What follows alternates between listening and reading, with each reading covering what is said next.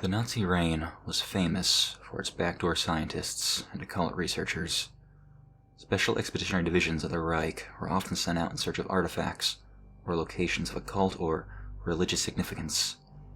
Meanwhile, in Germany, bunkers were assembled and mansions and castles were fitted with labyrinths and dungeons, which were filled with strange experiments and research notes. Whenever the Allies found these places, they were often gutted, burned, or otherwise destroyed and abandoned. If a lab was found intact, the research was usually incoherent or missing, and would be later destroyed by the Allies to prevent the Nazis from recovering any data left behind.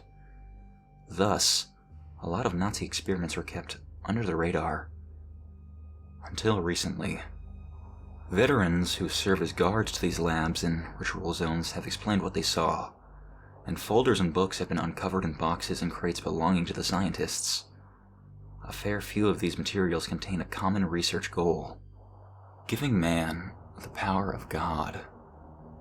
The exact nature of true godlike power has been debated upon, but in the Nazi research, the concept is described as immortality, the inability to die, invincibility, or some other term surrounding losing the capability to perish in one way or another. A large part of this research was actually legitimately based on certain doses of chemical compounds that aid blood flow in aging people. The first concepts they discovered are now used in today's transplant surgery, grafting, ointments that renew skin, antibodies to various diseases, and fitness and diet research. However, one set of crates discovered in Hamburg in 1999 variated drastically from this research style. The material within crossbred the occult experiments and immortality research. The introductory folders and proofs of concept begin with the principle that the brain controls the body completely and wholly, and as the body slowly degrades around it, it continues to function. Further statements explain that the reason the body degrades is because the human brain is set on a biological timer, such as how mayflies only live for 1 day, yet other insects can last much longer. Essentially, the brain tells us to die. It is proposed that, as the brain grows, it begins to make connections, resulting in the human becoming more mature and advancing. Between the ages of 35 to 50, however, these connections slowly break down, resulting in forgetfulness, dementia, and other mental diseases reserved for the elderly. The Nazi scientists proposed that the brain has a universal kill switch that activates once it is fully developed. In all normal humans, this kill switch initiates a shutdown of bodily functions, which occurs over several decades. As soon as the body is fully shut down, the brain will be forced to die through a lack of oxygenated blood. It is said that Warner's syndrome, a disease where a person ages rapidly, is a result of the kill switch function activating far too early. The Nazis proposed that they could remove the kill switch and give the human mind immortality. From that would come complete immortality. Of course, brain surgery was still in its early stages of development during these times, but the procedure was possible. In the stacks of folders discovered, there were many different diagrams and pieces of research on the brain, psychology, the human mind, and the like. The experiments were initially proposed to Nazi executives in 1940, and permission was granted to perform the experiments in 1942, under one condition. The experiments must be conducted outside of Germany. The German populace must not witness this experiment in any way, shape, or form.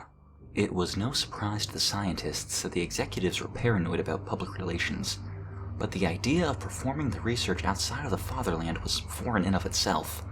Most experiments were performed in bunkers or basements. Regardless, the scientists complied, and were able to organize a setup with their ally, Japan. In late 1942, the research had begun. The research team had taken over a Japanese orphanage. The orphanage was in the hills, supposedly somewhere in Shirame, an area nearby Hiroshima. The scientists deduced that if they involved the usual test subjects, old or diseased people with nothing left to live for, they would be playing with an unknown variable, or more specifically, they would be experimenting on a brain with an already activated kill switch, rendering it useless in the context of finding the solution. As a result, the Nazi scientists demanded that children, namely the orphans in the orphanage, which they deemed to, again, have nothing else to live for, would become test subjects. Their young brains eliminated any cause for concern of an already activated kill switch. To begin the experiments, the children went through numerous immunizations and intense psychological testing. This ensured that defects would be prevented, that a general benchmark would be kept for their subjects. Next, they dealt with the older staff of the orphanage. Put under anesthetic, the surgeons opened up their skulls to map out a cross-section of an adult brain, and began to find key differences between it and a child's brain. After creating a model of both a child and an adult brain, the scientists deduced that the universal kill switch wasn't located in the main brain, but in the cerebellum, at the rear of the base. The cerebellum commands all subconscious activity in the brain, which is understandable, since activating the kill switch is not a conscious action. They took the tallest child in the orphanage and opened her up, managing to incise the cerebellum and remove the section presumed to be the kill switch. However, upon closing the girl's wounds, they found that she had expired. They assumed that the incisions on the brain had been too brash and required far more precision. The body was dumped in the forest behind the orphanage. After different tools were imported and new techniques developed, the scientists were able to remove the kill switch and successfully revive patients. In May 1943, they took one of the youngest girls in the orphanage and removed the kill switch. The only function she lost was the ability to sweat. After their assumed success, the scientists celebrated, and everyone went to sleep. The next morning, the girl did not wake up, and was revealed to be comatose. After a while, she was revived successfully, and the kill switchectomies continued. The initial success gave the doctors a new state of mind, one of refreshment. They were able to continue their experiments with the ease of mind their theory was proven. Well, so they assumed. Before the doctors continued their grisly research, they commissioned several doctors from Moscow trained in the practice of bodily revival, technically zombification, but relying on the principles of electric shocks and artificial hearts to power the body back up. They stated the reason for this was that the original subjects always became comatose or clinically dead after going to sleep, but had always managed to be revived in the morning. She had no signs of this behavior before the experiment, and despite the fact that she had never not been revived, the doctors did not want to risk a success, turning into a failure. The Russian scientists were put to the task of bringing her back to life when she expired. After several days of this, the Nazis concluded that it was safe to continue. Project Venom. Project Venom was a Russian experiment to create super soldiers from the theory of Dr. Frankenstein. It may have also formed a basis for the Marvel superhero as well. As a repayment for the use of the Russian scientists, Russia had asked they combine the research of Project Venom with the Nazis' ongoing experiments. Naturally, the Nazis agreed. However, the limited number of orphans was debilitating. As the Nazis required so many of them, they could only offer a single girl. The Russians were content, and began their proof of concept. They had artificially created an arm, over in Moscow, which was on its way to the orphanage to be grafted on, to prove that amputation and limb replacement could work. In the meantime, the Russians had to prepare for this. The girl's right arm was amputated. Mysteriously, shortly after, the Russian scientists packed up their equipment and left. The replacement arm never came, and the girl was left with a bandage strapped over her kimono perpetually. The Russians were said to have left with a fearful haste, as if the air had suddenly turned too cold for their tastes.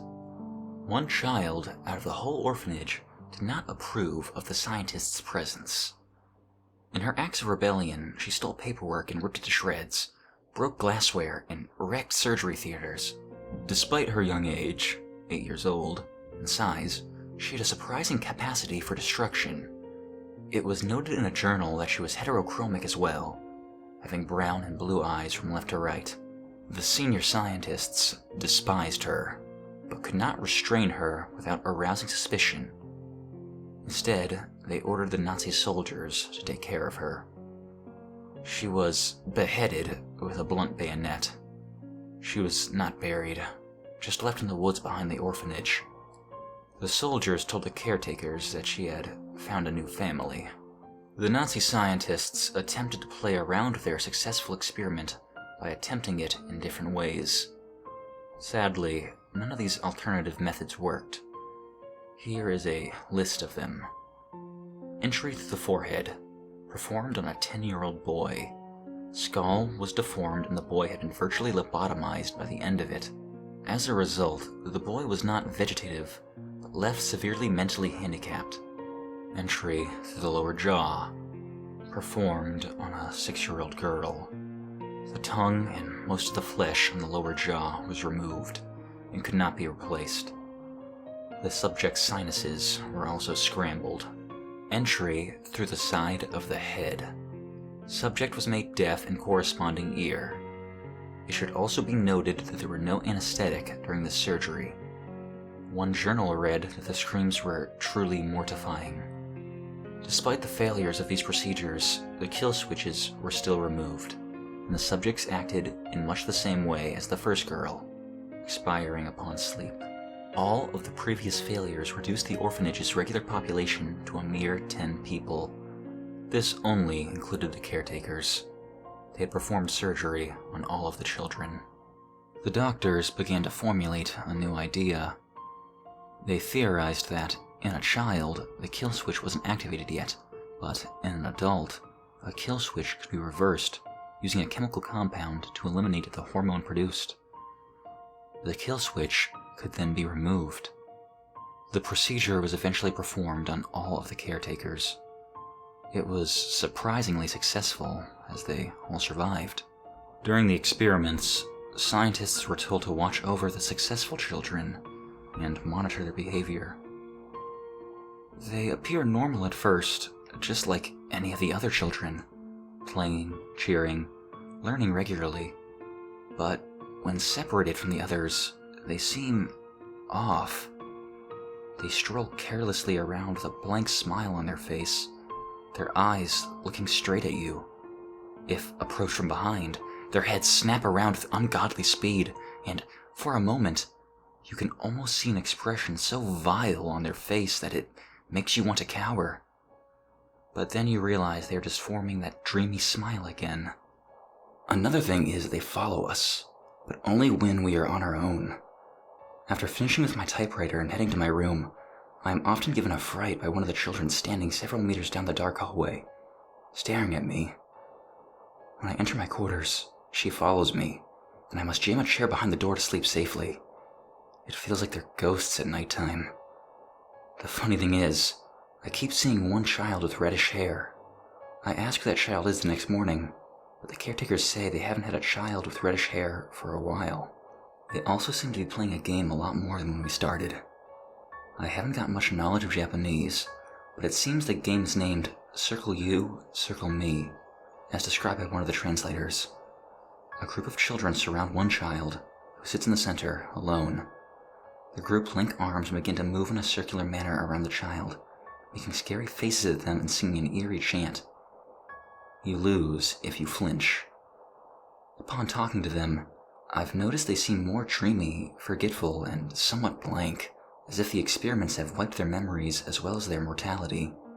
But it's not an innocent type of dreamy, rather something more sinister. They stare at you with wide eyes and ask you questions you never thought you would know. One asked, "When your grandmother died, did she really leave you a gold-plated watch?"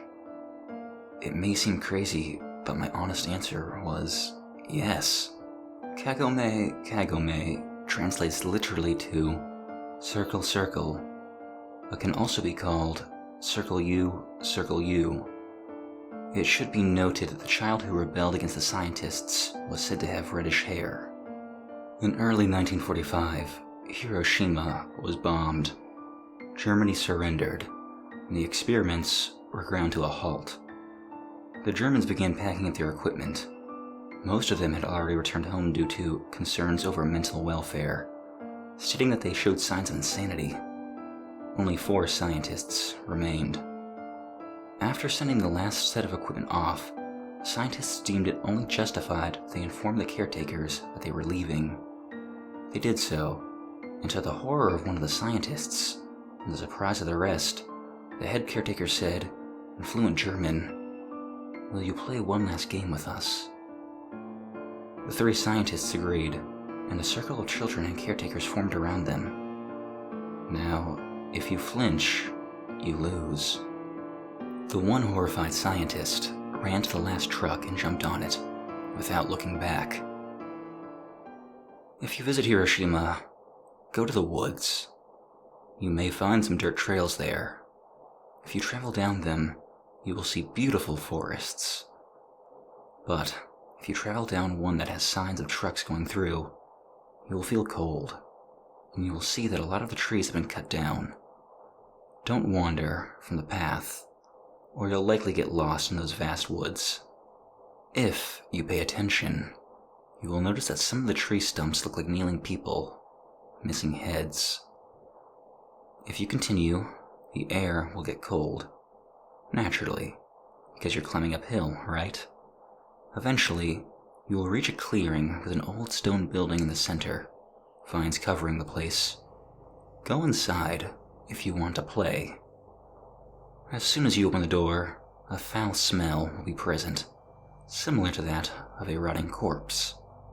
If you look down the hall, it will be dark, regardless of the time of day, since there are no lights. Continue down the hall. Take the first left and walk until you see a door that appears to be made out of a red-colored wood. The rest are brown. Open the door. You will find 10 happy children and caretakers, all wearing kimonos, playing in a normal playroom. One is missing her arm. Another is missing his forehead. And a third lacks a jaw. But all are bandaged with clinical precision.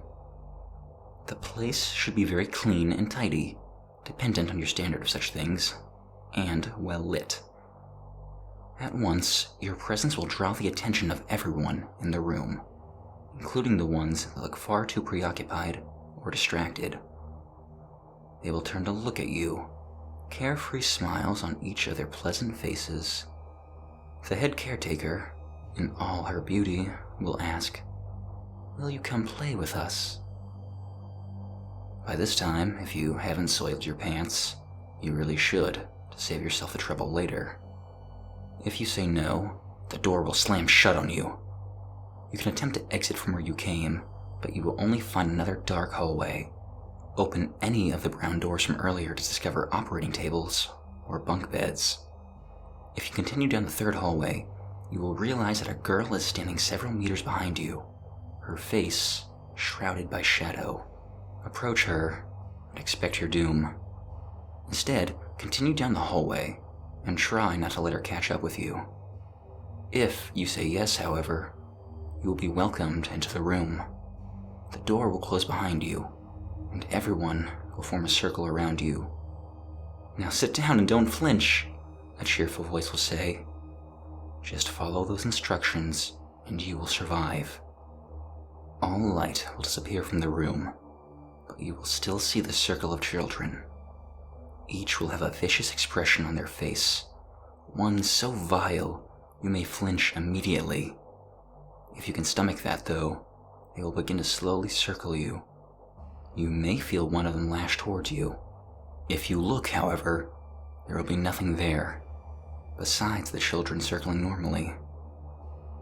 If that wasn't enough, they will begin chanting, "Kagome, Kagome." I really can't explain any further. No one ever lives to tell the tale of what happens then. If you flinch before they chant, they simply continue as normal. If you choose to say anything other than yes or no to the head caretaker, it is told that the children's expressions will turn mortifying, Sayagain almost, and they will scream in inhumane voices, "Decide! Decide!" If you do anything besides say yes or no from here, it is told that the children and the caretakers will slam the door on you. If you turn around, the story varies. Supposedly, your worst fear will be waiting at the other side of the hallway, separating you from your exit. Most notably, this character is Akamanto, or the Rake, The least you could do is greet the creature before he tears you into oblivion. If he has the capacity, he may well respond, and you will die as a polite person. Don't greet him, and you will end up as another one of the beheaded bodies along the trail. If you respond, "I don't understand," and you must be genuine, the head caretaker will say, "Go to your school and watch your children play." You should understand then. Nothing will have changed. Close the door on your way out. It's common courtesy.